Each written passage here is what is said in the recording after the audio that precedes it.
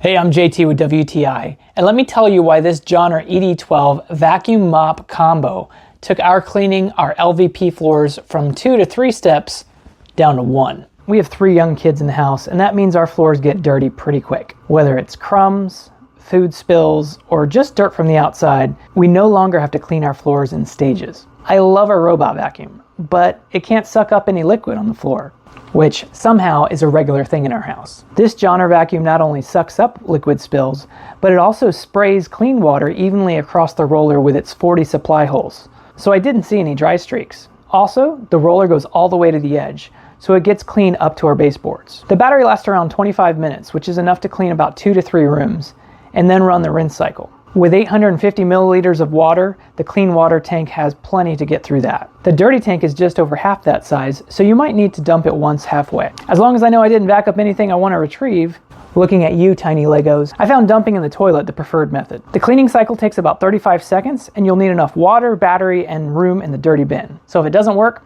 check one of those. Overall, this vacuum mop from JONR has made cleaning our floors a lot easier, which means we're going to clean more often.